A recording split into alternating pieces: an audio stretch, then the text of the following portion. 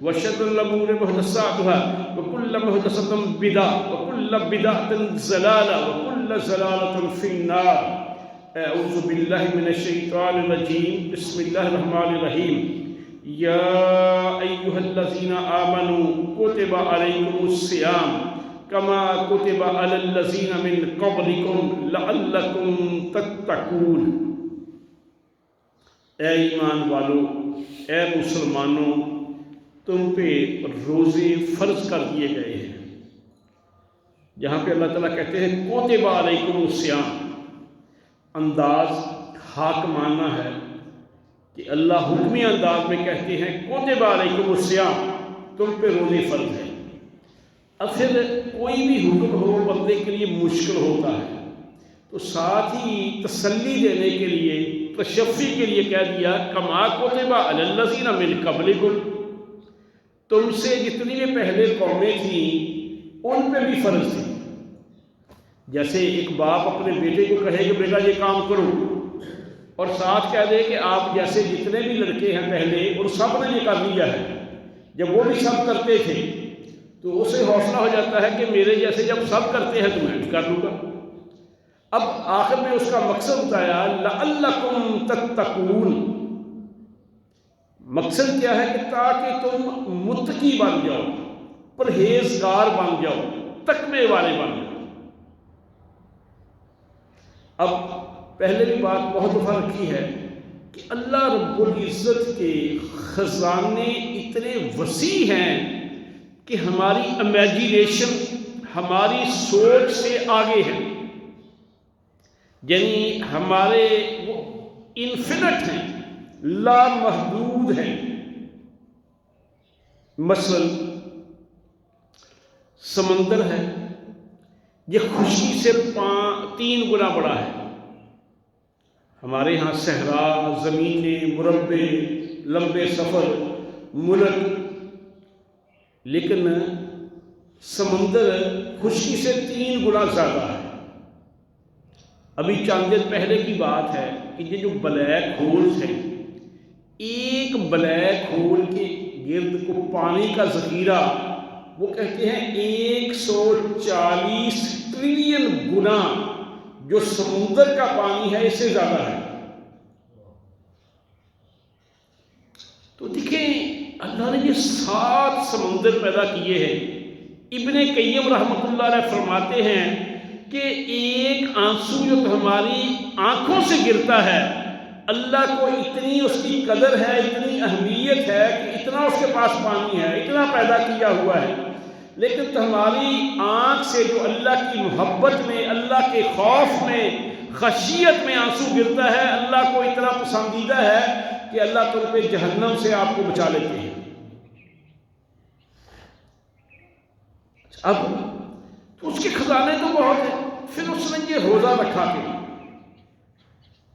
میں اکثر یہ مثال دیا کرتا ہوں، جیسے ایک بندہ صبح اٹھ کے سیر کرتا ہے، یوگا کرتا ہے، ورزش کرتا ہے، جم جاتا ہے. کیوں جاتا ہے؟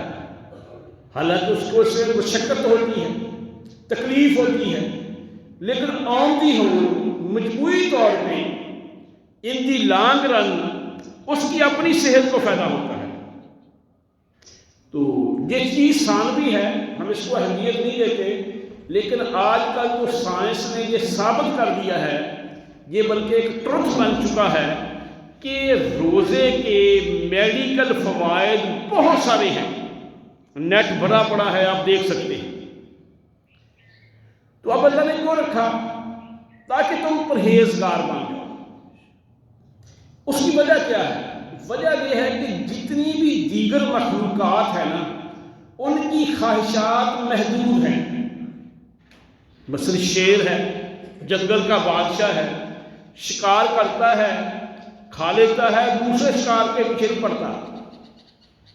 جب تک وہ ختم نہیں ہوتا، جب دوبارہ بھوک لگتی ہے تو پھر شکار کرتا ہے، ذخیرہ نہیں کرتا. ایسے ہی باقی ہیں، پرندے ہیں، صبح نکلتے ہیں، کھاتے ہیں، پیتے ہیں، پھر ذخیرہ نہیں کرتے.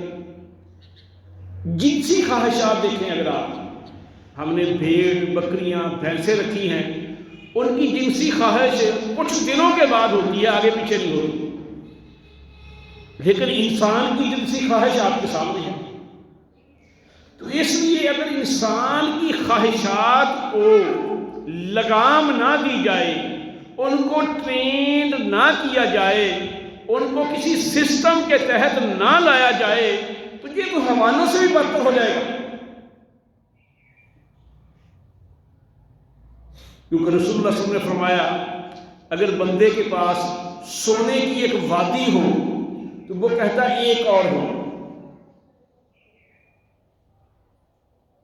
اور آپ نے فرمایا کہ اس کا پیٹ جہنم کی آگ بھرے گی یا قبر کی مٹی بھرے گی.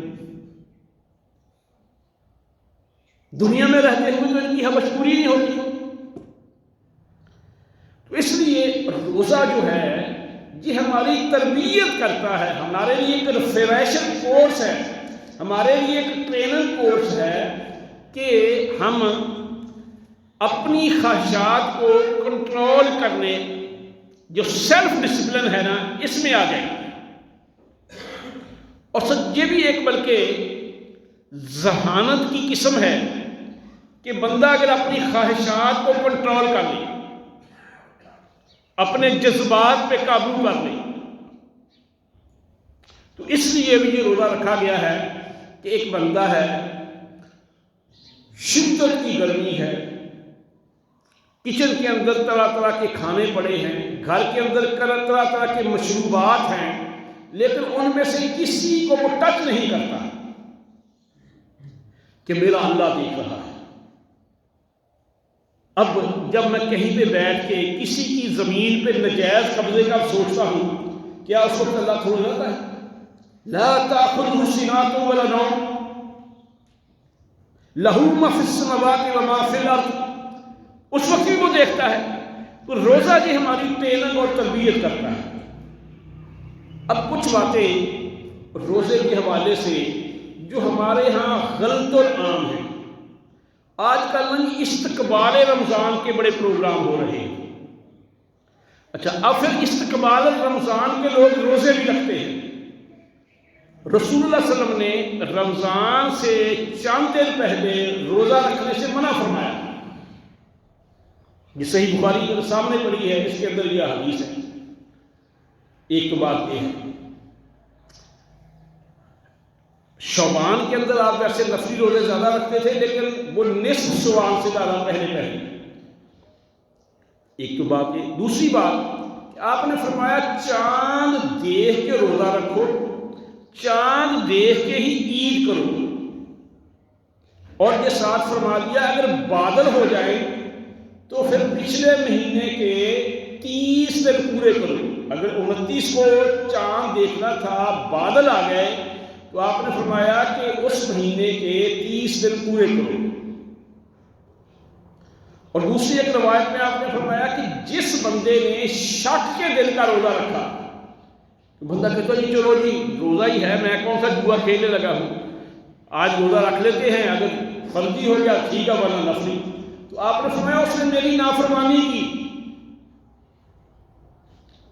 کہ ہمارے ہاں جی کچھ باتیں غلط و عام ہیں، پتہ نہیں وہ معاشرے کے اندر چل نکلی ہیں. اور دیکھیں انسان میں بھی، میں نے چونکہ اللہ نے کچھ موقع ایسے دیے ہیں کہ مختلف قسم کے لوگوں سے ملنے کا موقع ملا. انسان جب انسانوں کی بنائی ہوئی باتوں کو اہمیت دیتا ہے، ان پہ زیادہ غور و فکر کرتا ہے، منع نہیں، لیکن ان کو وحی کے سرکل کے اندر، وحی کی حاکمیت کے اندر، باؤنڈری کے اندر ان پہ غور و فکر کرے تو ٹھیک ہے. اور ہمارے ہاں کیا ہے کہ باقی علم ہے قرآن و حدیث کا نہیں. رات کی ہمارے اپنے ایک اسٹوڈنٹ تھے جو ہم کھانے پہ بیٹھے تھے، اچھے ہیں، نمازی ہیں، تو میں نے فلاں کتاب پڑھی، میں نے فلاں کتاب پڑھی، میں نے فلاں کو اتنا پڑھا.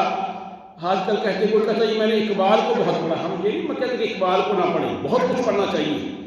کوئی کہتا جی میں نے رفیع اللہ شہاب کا شہاب نامہ بڑا پڑھا. کوئی کہتا میں، او بھائی کیا قرآن کو بھی اتنا ٹائم دیا؟ باقی بھی پڑھیں، اس کی اس باؤنڈری کے اندر اس کو حاکم رکھیں. جب تک آپ اس کو حاکم نہیں رکھتے تو آپ کی سوچ کبھی پیوریفائی نہیں ہو سکتی، اس کے اندر پولوشن رہے گی. اگر آپ اس کو فلٹر نہیں کرتے تو اس لیے پڑھیں ضرور. ہاں الحمدللہ چونکہ میری پی ایچ ڈی فزکس کی ہے اور پھر میں ٹیچر ٹریننگ ادارے میں رہا ہوں تو وہاں پہ ایجوکیشن کے اندر ٹریننگ کے اندر ہمارے بہت سارے ڈفرینٹ سبجیکٹ ہمیں پڑھنے پڑتے ہیں، دیکھنے پڑتے ہیں. فلسفہ ہے، سائیکالوجی ہے، دیگر کئی سبجیکٹ ہیں، پلاننگ ہے، مینجمنٹ ہے، ان کو دیکھنا پڑتا ہے. لیکن چونکہ قرآن و حدیث کا اللہ نے علم دیا تھا تو جب پھر ہم ان کو پڑھتے تھے نا پھر سمجھ آتی تھی کہ یہ تو قرآن و حدیث کے خادم ہیں، قرآن و حدیث کی تشریح اور اس کی ایکسپلینیشن میں معاون ہیں.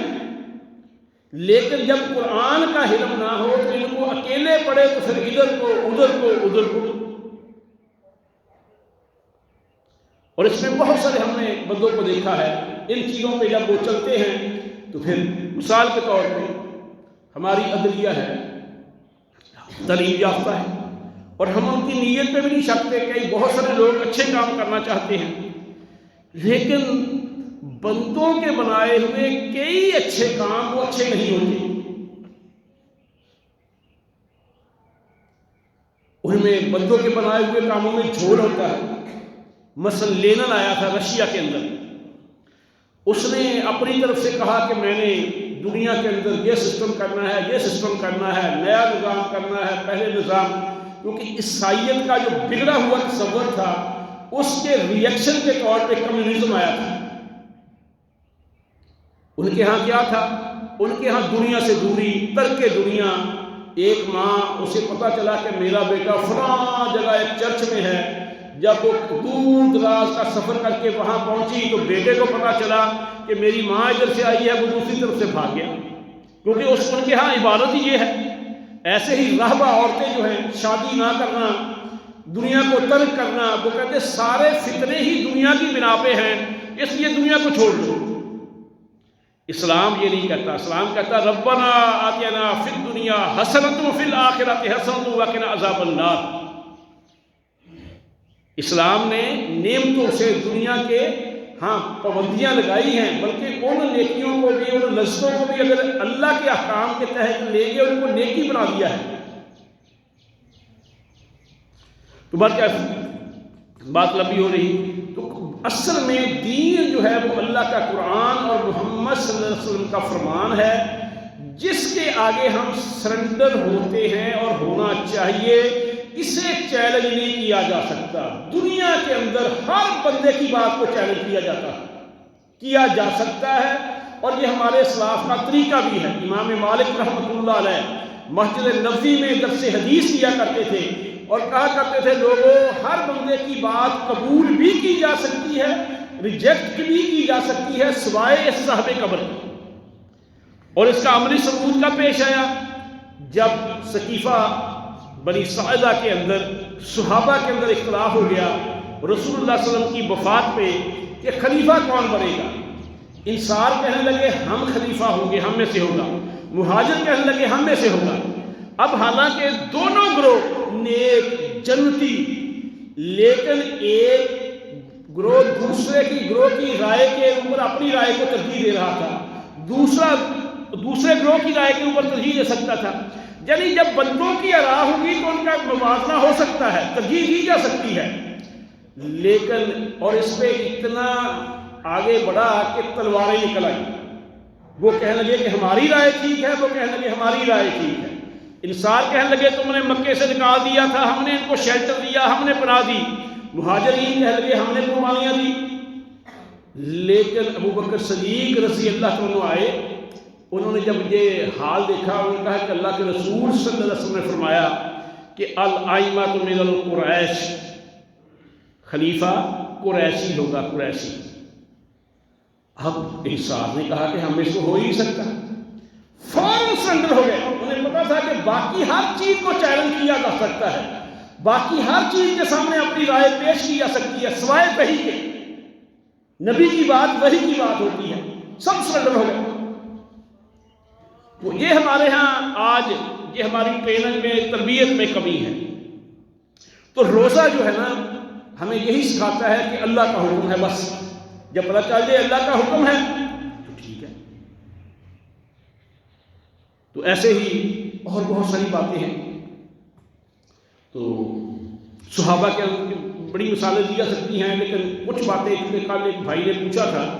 دوسری بات جو ہے نا، یہ تو بات تھی ہمارے ہاں رمضان کے اندر کچھ لوگ یہ بھی کرتے ہیں، اکیلے جمعے کا روزہ رکھتے ہیں. جی آج جمعہ ہے، جی آج روزہ رکھ لو، آج 27ویں ہے آج کر لو. وہ بڑی بات یہ ہے کہ اللہ نے جتنے روزے فرض کیے ہیں مجبوری کی بنا پہ چھوڑ سکتے ہیں. جہاں پہ رعایت دی ہے وہاں پہ اپنی مرضی سے یہ رکھ لو یہ رکھ لو نہیں، بلکہ اکیلا جمعے کا روزہ رکھنا ویسے ہی منع ہے. حدیث کے اندر آتا ہے کہ آپ نے جمعے رات کی رات کو عبادت کے لیے اور جمعے کو روزے کے لیے مخصوص کرنے سے منع فرمایا.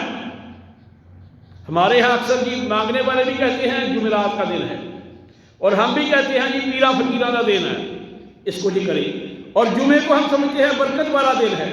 اور آپ نے فرمایا جس نے جمعے کا روزہ رکھا ہو نفلی رکھتا ہے تو یا تو جمعے کے ساتھ جمعرات کا رکھے یا ہفتے کا رکھے، اکیلے جمعے کا روزہ رکھنے سے آپ نے منع فرمایا.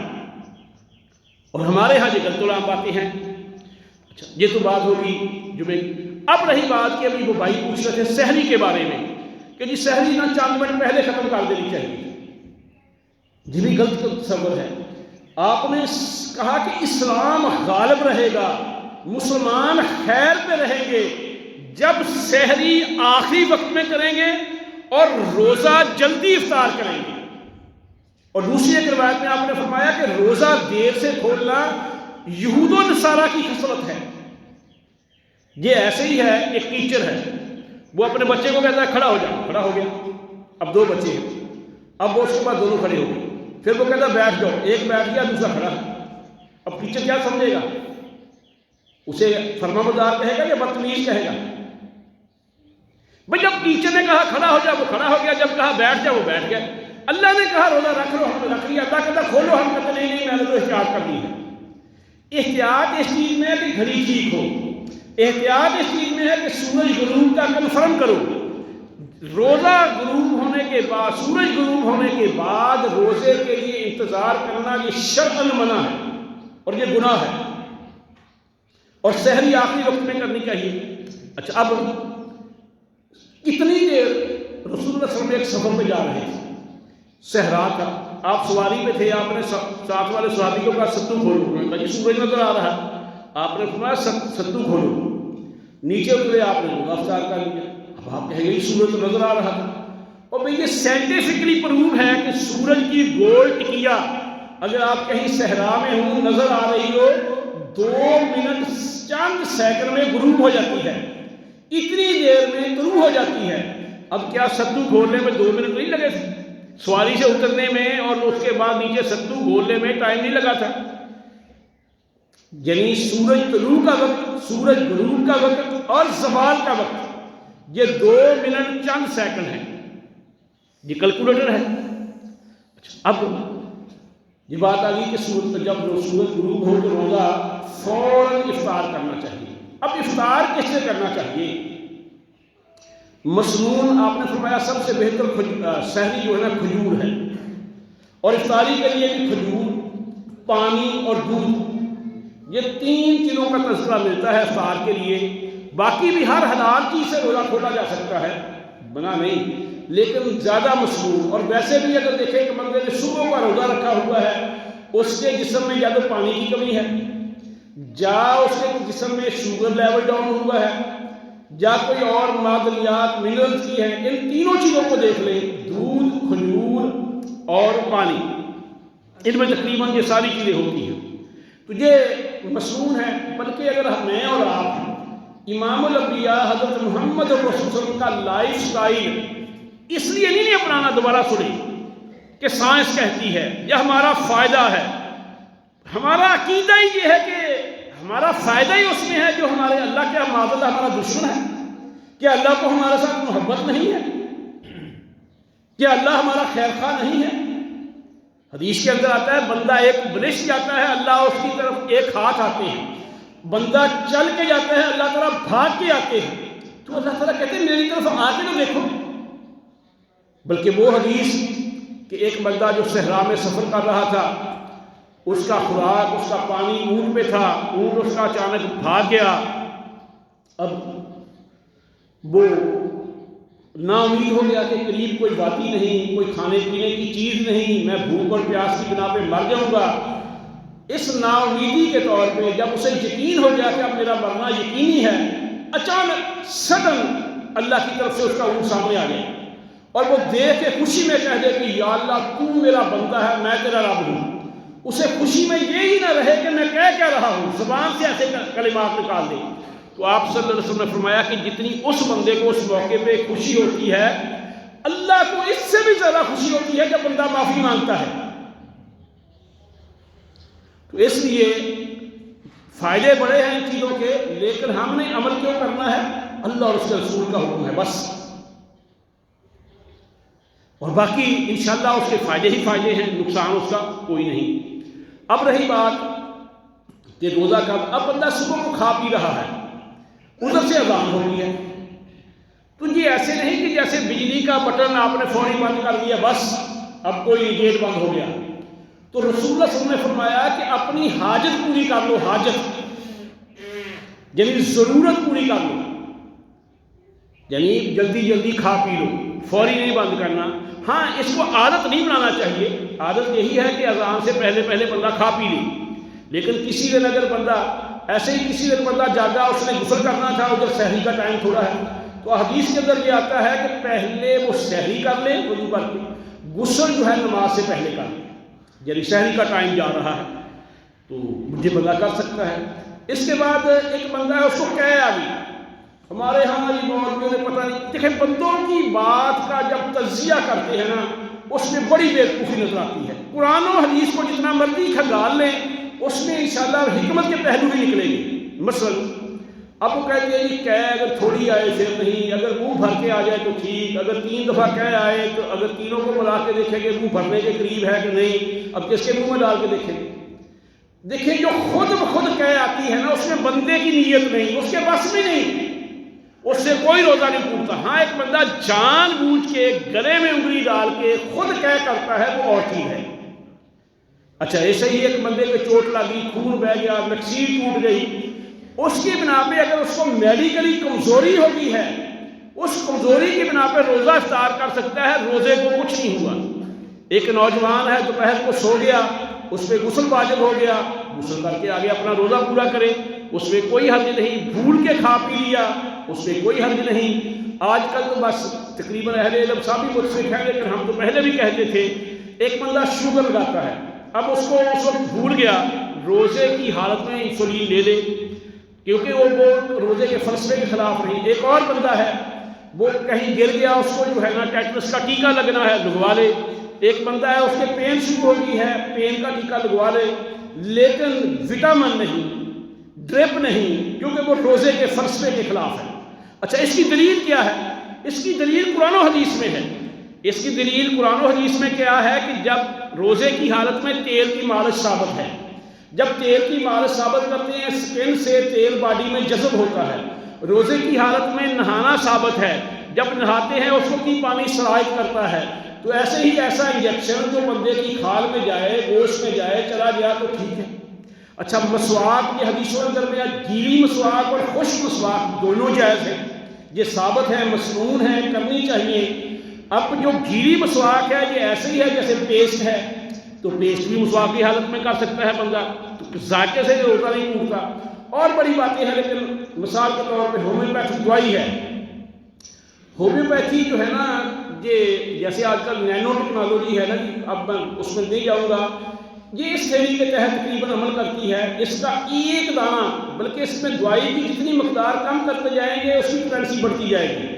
جیسے چینی کا ایک دانہ ہے، اس کو پانی میں حل کر لیں گلاس میں، اس کی 2 پولیاں کر دیں بس روزے کی حالت میں، اگر آپ کو کوئی ہے، اور اگر جو دوائی صحیح ہے آپ کی مطابق ہے، کئی دفعہ وہ انجیکشن سے پہلے اثر کرتی ہے۔ تو ایسے ہی ایک عورت ہے، اس نے سالن کا ذائقہ چکھنا ہے، تو وہ چکھ کے تھوک دے، نگلے نہ۔ تو یہ ساری چیزیں احادیث سے ثابت ہیں، قرآن و حدیث سے ثابت ہیں، اہل علم ان کو تسلیم کرتے ہیں۔ اب رہی بات بچوں کو روزہ رکھانا، عادت ڈالیں، بشک کو کھول لیں، بچے بے شک روزہ کھول لیں، ان کو عادت ڈالنی چاہیے کہ وہ روزہ رکھیں، ان کو رکھواؤ، کوئی بات نہیں، وہ بے شک کھول لیں، ان کو شہری میں برکت ہوتی ہے کھانے کی، اس کو اٹھنے کی عادت ڈالیں، ان کی ٹریننگ ہو، ان کو تربیت ہو، اگر پورا کر لیں ٹھیک ہے، ان پہ فرض ہی نہیں پورا کر سکتے تو کوئی بات نہیں۔ اچھا، اب رہی بات ایک بات کہ سفر